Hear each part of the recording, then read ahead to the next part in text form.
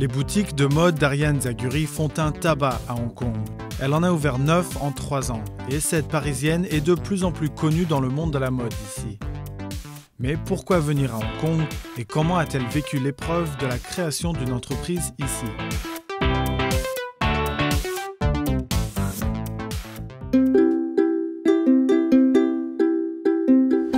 Alors, ma première expérience, c'est quand je suis venue avec mes parents il y a 15 ans. Je restais à Tsim Sha Tsui et j'avais une très jolie vue sur la baie et je me rappelle avoir vu les bateaux de pêcheurs qui passaient. Après, derrière, il y avait les grands buildings, les gratte-ciel et derrière la montagne. Et ce mélange de culture à l'intérieur d'une culture, donc ça m'a beaucoup attirée. Et puis après, à Hong Kong pour moi, c'est une ville qui se vit. Ariane Zaghuri a toujours su qu'elle reviendrait à Hong Kong. En 2008, en pleine crise financière, Zaghuri et sa famille ont quitté l'Europe pour tenter leur chance en Asie. Ils avaient le choix entre Hong Kong et Tokyo.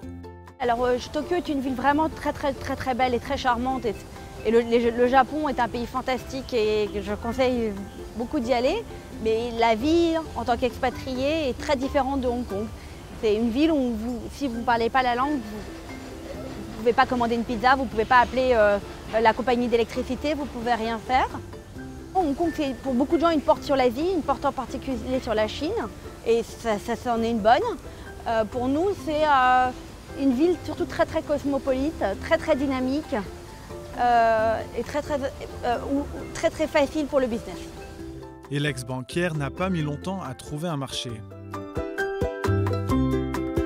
Quand je suis arrivée à Hong Kong il y a 4-5 ans, les marques avec lesquelles je travaille, comme Maje, Sandro, American Vintage, avaient déjà beaucoup grossi en Europe, en France particulièrement, et n'étaient vraiment pas présentes ici. Et donc il y avait vraiment ce vide entre les marques de luxe et les marques type H&M, Zara.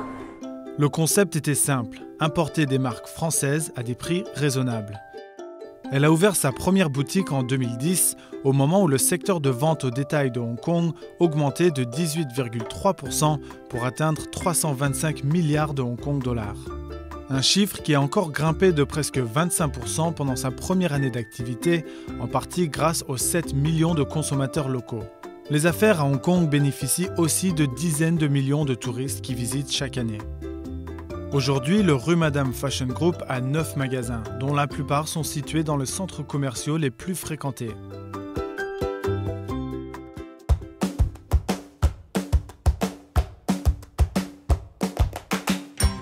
Déjà, on essaie de parler aux Hongkongais et qu'on n'essaie pas de se perdre à parler à plein de gens différents. On est vraiment très focus sur le concept local. Et parce que ces clients potentiels, les femmes hongkongaises, apprécient ce genre de produit et que ça peut parler à beaucoup de femmes ici, que c'est des femmes qui sont globalement très féminines et très sophistiquées. Et du coup, ça rencontre leur sensibilité. Zaghuri a mis plus d'une quarantaine de marques françaises à portée de main des Hongkongaises. C'est des femmes qui travaillent ou qui ne travaillent pas, mais qui font attention à elles et à qui ça fait plaisir d'acheter ce genre de produits. Alors après, on a des femmes qui ont beaucoup d'argent, qui vont acheter beaucoup et qui seront contentes de se dire qu'elles peuvent dépenser sans vraiment faire attention au prix. Et des femmes qui ont beaucoup moins d'argent, pour qui ça va être un effort, mais elles partiront avec une bonne expérience et avec le sentiment d'avoir quelque chose d'un peu unique.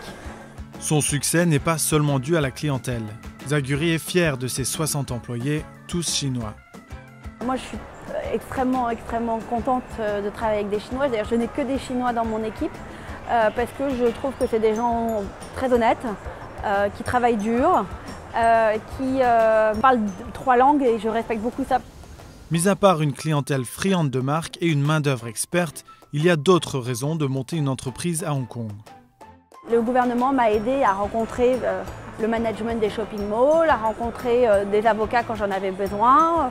Moi, j'ai pas eu de problème de visa, mais c'est quelque chose qu'ils peuvent faire. Enfin, voilà, step by step, en fait, comprendre et aider. J'ai pas eu de problème de langage, là, surtout au niveau des managements des malls, des choses comme ça, ou de la presse. Où les gens parlent anglais globalement très bien. Pour la mère de famille, il y a aussi des avantages à élever ses enfants ici. Je pense que c'est une grande chance parce que déjà, ils évoluent dans un environnement très sûr et qu'en tant que parents, c'est rassurant. Je pense que c'est une grande chance parce qu'ils côtoient une communauté très internationale, très diversifiée et que c'est une grande richesse pour des enfants et ça fait partie des valeurs que je veux leur donner. Les écoles sont de très bon niveau, généralement. Et puis en tant que maman qui travaille, on a de l'aide beaucoup plus facilement que dans beaucoup de pays dans le monde, ce qui est important. Tout ça lui fournit un environnement idéal qui permet à cette entrepreneuse de se concentrer sur ses projets de développer son entreprise.